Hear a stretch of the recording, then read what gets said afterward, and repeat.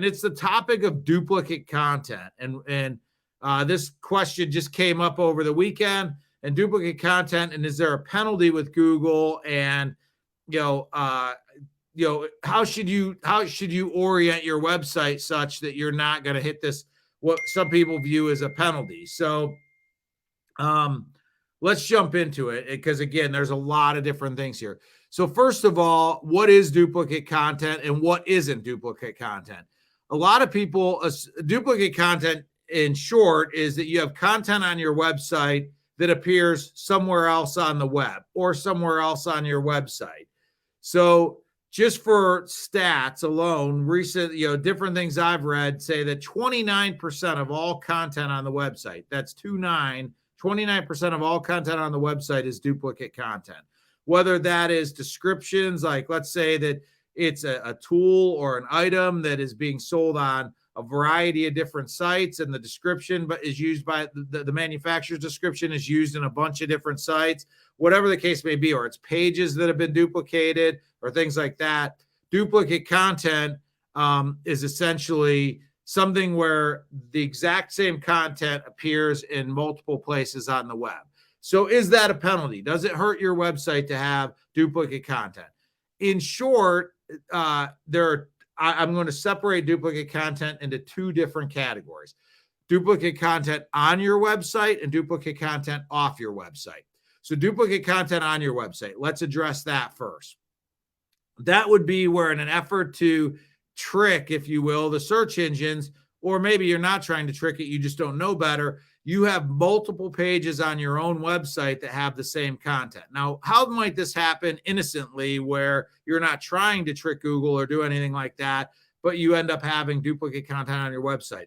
Let's say that you service a variety of different markets. You're in an area, maybe a rural area, where you actually are in one city, but you service 10 different markets. So you create location pages on your website that are specific to those markets. But instead of creating, there's ways to create those sites so where even if you're basically most of the information is the same, you can use certain types of code such that that information only appears one time on your website.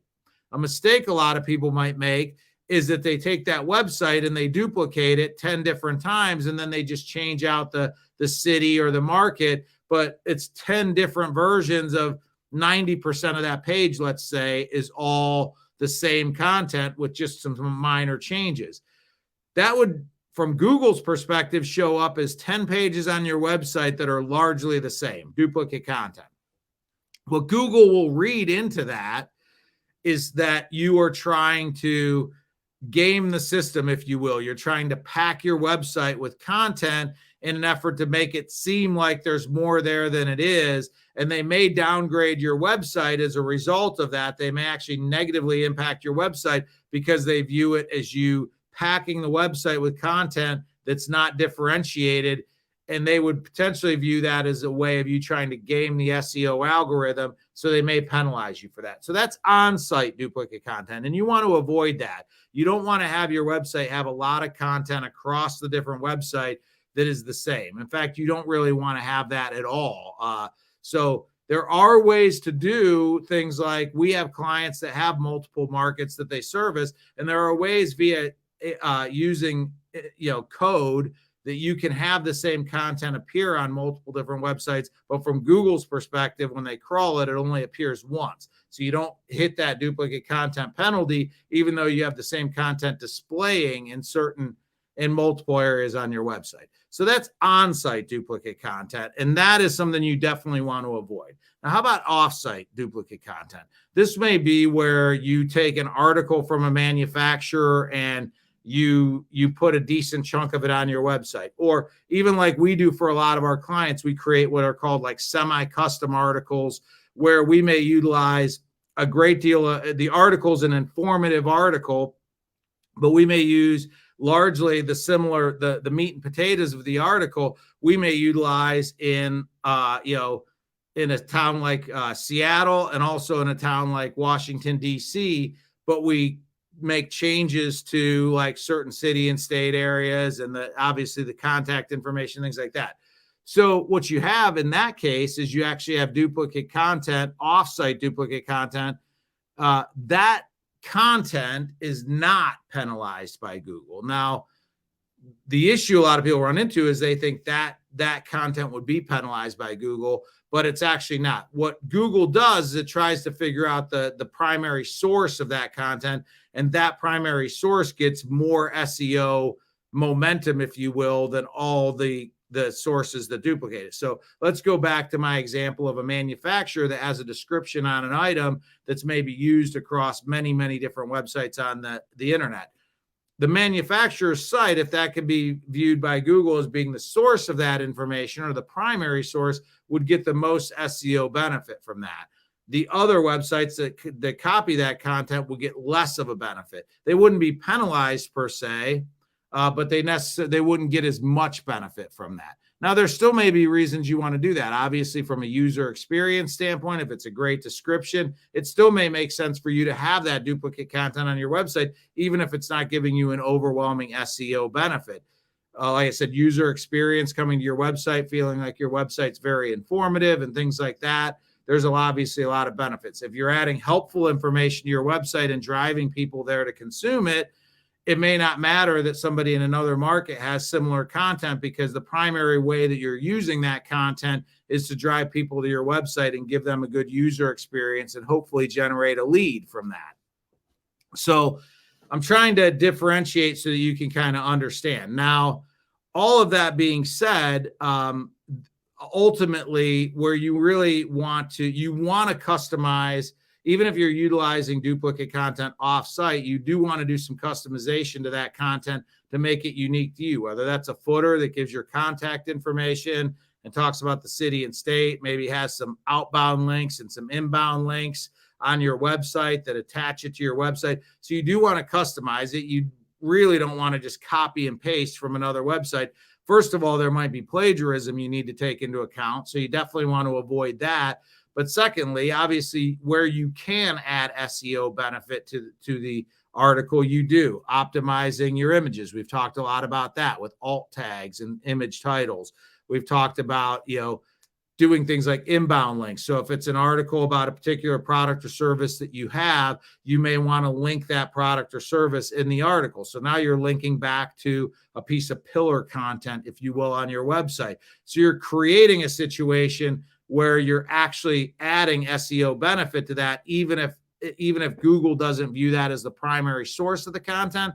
You're then wrapping that content with other things that you're doing to provide positive SEO benefit.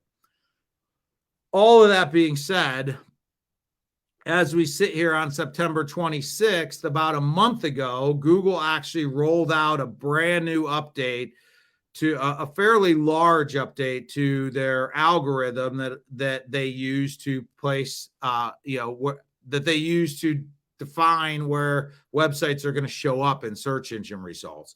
They actually call this the helpful content update. Is their actual what they refer to it. It came out in late August. It started rolling out. So what is this update, and why does it mean it? What does that mean for you? Sort of rolls right into the last question that was asked too, about can you over optimize a website page? Google is using artificial intelligence to read these articles, and articles that are written primarily with the purpose to be SEO. This is a huge change because a lot of people have written SEO focused articles. And the idea is that you would write an article specifically to try to hit a certain SEO term or keyword or key phrase. But the article was written in such a way. Google's artificial intelligence has gotten pretty smart, and they're able to pick up on content that's written primarily from an SEO perspective and not really written to be helpful to humans. Don't ask me how. I mean, this is artificial intelligence, but it's pretty good. I mean, Google's figured it out. So what they're really going to start prioritizing is people that are putting content on their website that is written primarily to be helpful to humans, informative, educational, whatever the case may be.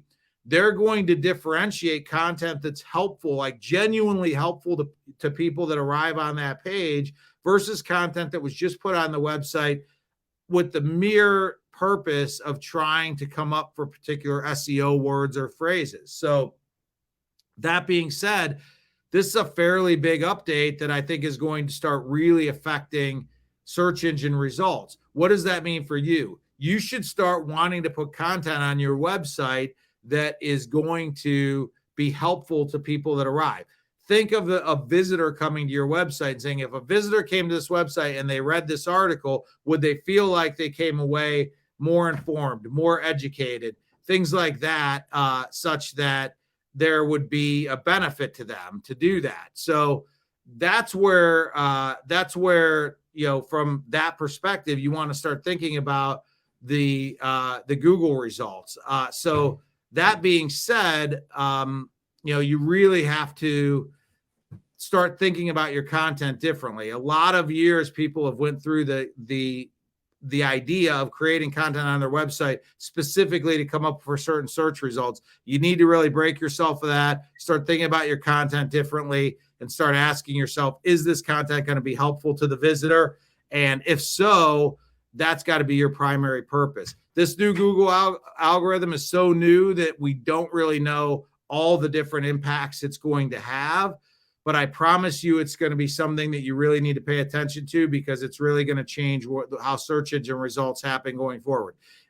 If you want to, definitely, I could probably even link something up in the comments. But here's the thing. Just go ahead and Google helpful content update, Google algorithm helpful content update, and you're going to find plenty of information. Again, this is fairly new. It came out the end of August. It started rolling out. The biggest reason I wanted to share this is, again, even the last question asked about over-optimizing website pages. We really need to start rethinking the way we create content for our website and start putting people first and not trying to game the algorithm first, because Google's getting too smart. And you're actually, when we start talking about a duplicate content penalty or a penalty you can run into from Google, they're going to just start downgrading pages that they feel are created just to try to game the SEO algorithm. So you might not be penalized, but they're going to elevate pages that are helpful to people, and they're going to push down pages that they feel like are written specifically to try to game the SEO algorithm. So in effect, that's going to be a penalty. That's going to downgrade your pages. So that being said, we're in the process of figuring out different ways as an agency we can really start to implement this for our clients in such a way that is really going to be impactful over the next months and years. But it's something you need to be aware of. Absolutely. Make sure if you're using an outside agency that you ask them about what they're doing as far as the Google helpful content update that's recently come out. It's very important, and I think you need to pay attention to it.